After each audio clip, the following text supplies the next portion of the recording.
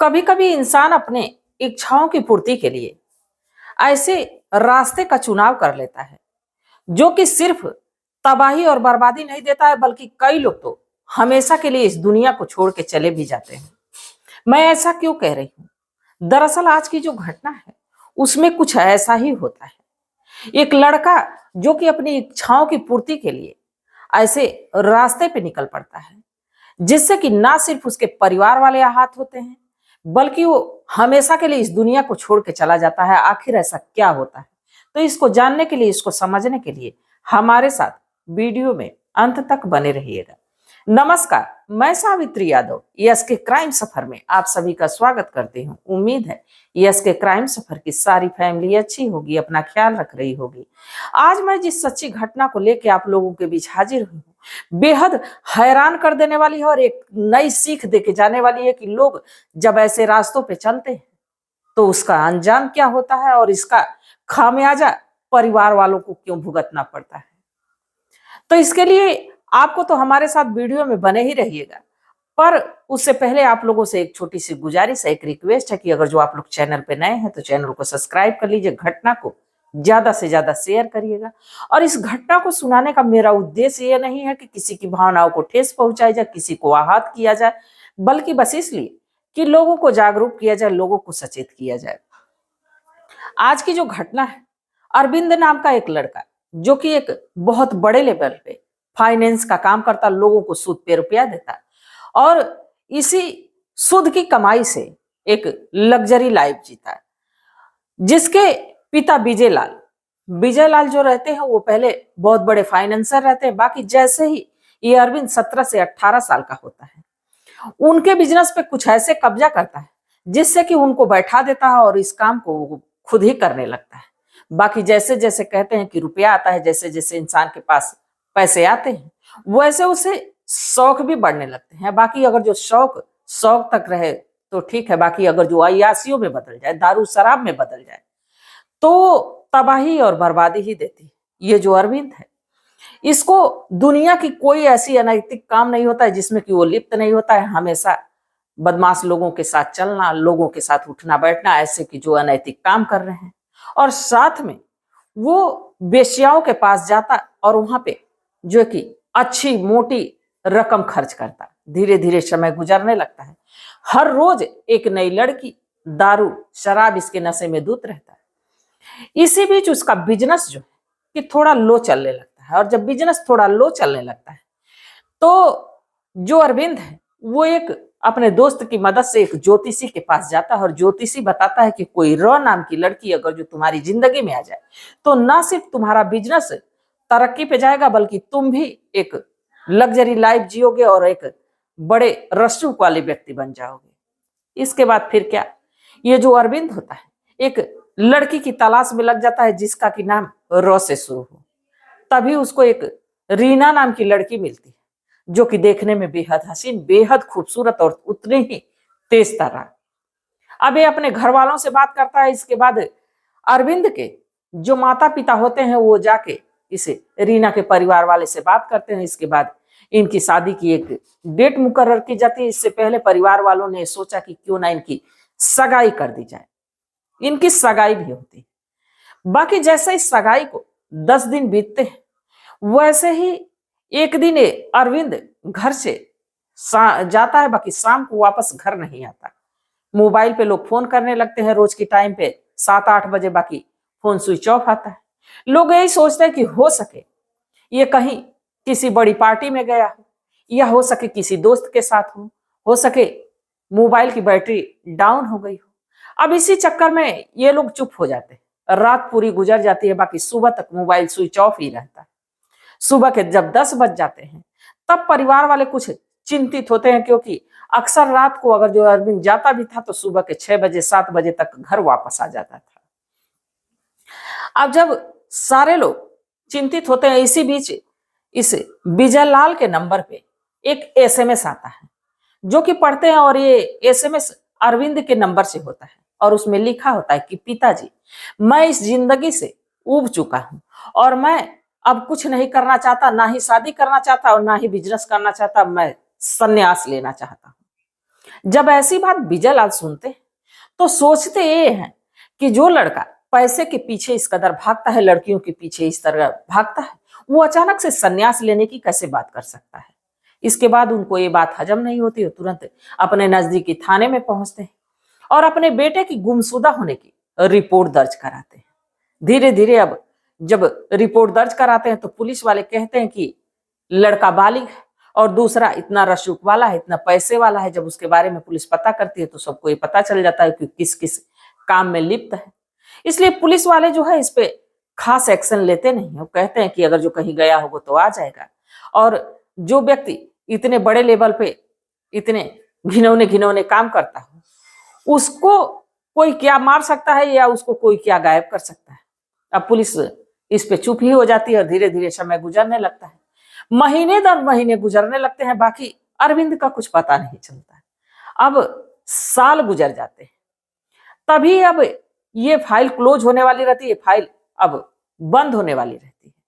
तो जो वहां इंस्पेक्टर साहब होते हैं इस फाइल को देख ही रहे होते हैं, तब तक वहां एक साइबर क्राइम के एक ऑफिसर रंजीत राव जाते हैं। और जब रंजीत राव जाते हैं तो पूछते हैं कि सर आप बेहद परेशान लग रहे हैं। तो कहते हैं कि हाँ, एक ऐसी केस है जो सालों गुजर गया, बाकी इसके बारे में कुछ अता पता चला नहीं। तो जो रंजीत राव रहते हैं वो कहते हैं कि ऐसा है कि आप मुझे इस फाइल को सौंप दीजिए और मैं कुछ ही दिनों में आपको इसका रिस्पॉन्स दे दूंगा। बाकी जो वहां के थाना प्रभारी रहते हैं कहते हैं कि ये सालों गुजर गए, अभी तक ये केस सुलझ नहीं पाया, तो कुछ ही हफ्ते में कैसे तुम इसको सही कर लोगे। जो रंजीत राव रहते हैं कहते हैं कि सर एक बार विश्वास करके देखिए, इस फाइल को मुझे सौंप दीजिए। इसके बाद होता भी ऐसे ही है। वो केस अब रंजीत राव के साथ आ जाता है। जब रंजीत राव के पास आता है तो उसको शुरू से वो जांचने की कोशिश करते हैं और शुरुआती समय में अगर जो किसी के पास पहुंचते हैं तो रंजीत के पिता के पास पहुंचते हैं, यानी अरविंद के पिता के पास, जो कि विजय लाल होते हैं। विजय लाल बताते हैं कि उनका लड़का फाइनेंस का काम करता है और जल्द ही उसकी सगाई हुई थी। सगाई के कुछ 10 दिनों बाद से वो गायब है।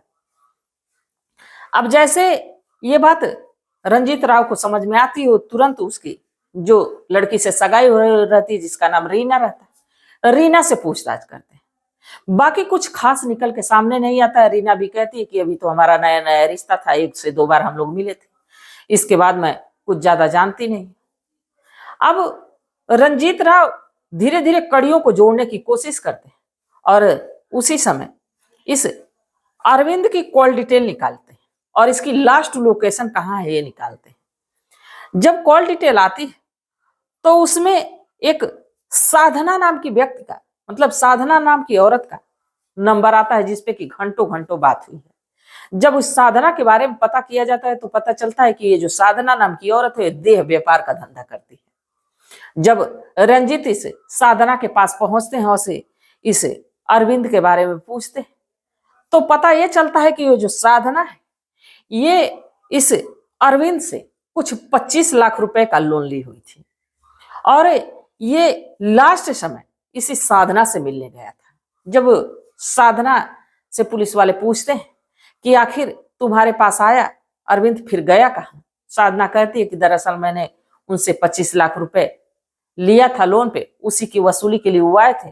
दरअसल मैं अपनी माँ की तबीयत खराब थी इसलिए मैंने लोन लिया था और उस लोन को अभी चुका नहीं पा रही थी, इसलिए वो बार बार आ रहे थे। बाकी पुलिस की शक की सुई साधना के ऊपर ही घूमने लगती है, क्योंकि लास्ट बार अगर जो किसी से बात हुई थी और लास्ट बार किसी के साथ लोकेशन फोन की दिखा रही थी वो साधना के साथ थी। अब बाकी शक के बिना पे साधना को कोई पकड़ नहीं सकता था। अब ये जो रंजीत है अब धीरे धीरे इस साधना की बारे में पता करना कोशिश करते हैं। इसके बाद पता चलता है कि साधना का एक और प्रेमी जिसका नाम विकास है और विकास की पत्नी का नाम संजना होता है, वो भी शादीशुदा होता है और अक्सर साधना के पास जाता है। जब इस विकास के बारे में पता करते हैं पुलिस, विकास को थाने ले जाते हैं और थाने ले जाके जब विकास से सख्ती से पूछताछ करते हैं और कहते हैं कि साधना ने तो अपने जुर्म कबूल लिया है, तुम भी अपने जुर्म को कबूल लो। इसके बाद विकास यहाँ टूट जाता है और टूटता है तो एक ऐसी खौफनाक कहानी बताता है जो कि बेहद हैरान कर देने वाली होती है। ये जो साधना है, विकास शादीशुदा होते हुए इसके बाद जाता था और ये देह व्यापार का जो धंधा करती थी, तो अक्सर विकास को पैसे तो देती थी, साथ में विकास के साथ संबंध भी बनाती थी। अब ये सिलसिला लगातार चल रहा था और ये अरविंद भी अब आता तो पैसे के बदले में इसे जो है कि साधना के साथ शारीरिक संबंध बनाता, जो कि विकास को अच्छा नहीं लगता। और बार बार विकास साधना पे प्रेशर बना रहा था, बाकी साधना इधर 25 लाख रुपए ली थी। तभी ये लोग एक प्लान बनाते हैं कि क्यों ना इसको रास्ते से ही हटा दिया जाए। इसके बाद ये जो विकास है, एक अपने ही पड़ोस में रहने वाले सोनू के साथ जो कि तालमेल करता है और इस खौफनाक कहानी को, इस खौफनाक वारदात को अंजाम देने की प्लानिंग करता है, जिसमें कि साधना साथ देती है। साधना बुलाती तो है इस अरविंद को, बाकी जब बुलाती है उसी समय ये विकास और सोनू भी वहां मौजूद होते हैं। जब अरविंद आता है तो उनका परिचय इस विकास से कराती है कि ये हमारे दोस्त हैं और ये भी हमारे बहुत बड़े फैन हैं, इसलिए हमारे पास आए हैं। आज हम लोग जम के पार्टी करते हैं। इसके बाद वहां दारू शराब का दौर जारी होता है, सभी दारू पीते हैं, बाकी अरविंद को कुछ ज्यादा ही पिला देते हैं। और जैसे ही अरविंद नशे में होता है, अरविंद के गले को दबाते हैं और मारने के बाद वहीं कुछ दूर पे एक जंगल लगता है, वहां सुनसान इलाके में लेके जाते हैं, गड्ढा खोदते हैं, अरविंद को वहां दफन करते हैं। इसके बाद अरविंद के ही नंबर से उसके पिता के नंबर पे जो है कि मैसेज करते हैं कि अब अरविंद जो है कि संन्यास ले रहा है। जब ऐसा मामला निकल के सामने वाला आता है तो पुलिस वाले बेहद हैरान होते हैं, बेहद परेशान होते हैं कि अपने ही वजह से एक इंसान ऐसे जाल में फंसा कि वो हमेशा के लिए इस दुनिया को छोड़ के चला गया। इसी जो है कि विकास के तहरीर पे से इसे साधना को भी गिरफ्तार किया जाता है और इस सोनू को भी गिरफ्तार किया जाता है और जेल के सलाखों के पीछे डाल दिया जाता है। अब कानून तय करेगा कि इनको कौन सी सजा मिलेगी। बाकी कहते हैं कि इंसान को जब भी पैसे का घमंड लगता है तो वो जब भी बुरा रास्ता अपनाता है तो शायद उसका हंस रहे ही होता है। इस घटना को सुनाने का मेरा उद्देश्य ये नहीं था कि किसी की भावनाओं को ठेस पहुंचाई जाए, किसी को आहत किया जाए, बल्कि बस इसलिए कि लोगों को जागरूक किया जाए, लोगों को सचेत किया जाए। तो इस घटनाक्रम पे आप लोग क्या सोचते हैं, आप लोगों की क्या सलाह है, आप लोगों की क्या राय है, कमेंट सेक्शन में जरूर बताइएगा।